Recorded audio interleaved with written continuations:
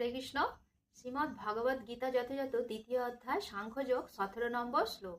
অবিনাশী তু তদ্বিদ্ধি যেন সর্বমিদং ততম বিনাশম অব্যয়স্য ন কশ্চিৎ কুতুর্মহর্তি। গীতার গান।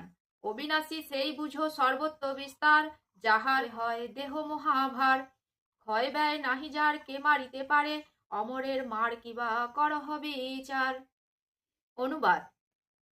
যা সমগ্র শরীরে পরিব্যাপ্ত হয়ে রয়েছে তাকে তুমি অবিনাশী বলে জানবে। সেই অব্যয় আত্মাকে কেউ বিনাশ করতে সক্ষম নয়। তাৎপর্য। এই শ্লোকে আরো স্পষ্টভাবে আত্মার প্রকৃত স্বরূপ ব্যাখ্যা করা হয়েছে। এই আত্মা সারা দেহ জুড়ে বিস্তৃত রয়েছে, যে কেউ হৃদয়ঙ্গম করতে পারে। সমগ্র দেহ জুড়ে কি বিস্তৃত হয়ে আছে সেটি হচ্ছে চেতনা। প্রত্যেকেই তার দেহের সুখ ও বেদনা সম্বন্ধে সচেতন।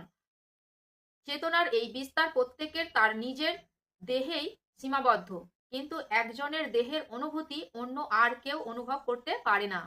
এর থেকে বোঝা যায় এক একটি দেহ হচ্ছে এক একটি স্বতন্ত্র আত্মার মূর্ত রূপ, এবং স্বতন্ত্র চেতনার মাধ্যমে আত্মার উপস্থিতির লক্ষণ অনুভূত হয়।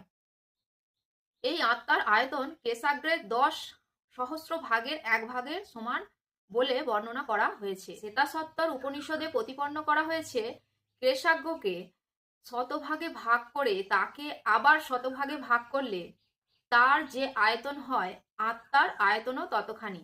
সেই রকম অনুরূপ একটি শ্লোকে বলা হয়েছে, অসংখ্য যে চিৎকণা রয়েছে তার আয়তন কেশাগ্রের 10 সহস্র ভাগের 1 ভাগের সমান।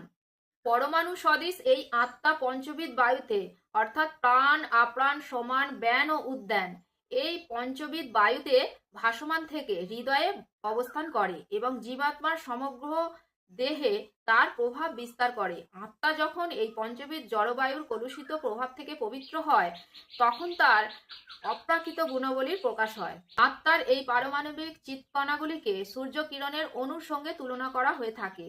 সূর্য কিরণের মধ্যে অসংখ্য প্রভাময় অণু আছে। সেই রকম পরমেশ্বর ভগবানের বিচ্ছুরিত চিৎকণাগুলি পরমেশ্বরের জ্যোতির পরমাণবিক কণা স্বরূপ, যাকে বলা হয় প্রভা, অর্থাৎ উৎকৃষ্টা শক্তি। সুতরাং বৈদিক তত্ত্ববিজ্ঞান কিংবা আধুনিক বিজ্ঞান যা কিছুই অনুসরণ করা যাক, দেহের মধ্যে আত্মার অস্তিত্ব কেউ অস্বীকার করতে পারে না। আত্মা সম্পর্কিত এই বৈজ্ঞানিক তথ্য পরম পুরুষোত্তম ভগবান স্বয়ং ভগবদ্গীতায় সুস্পষ্টভাবে বর্ণনা করেছেন। হরে কৃষ্ণ।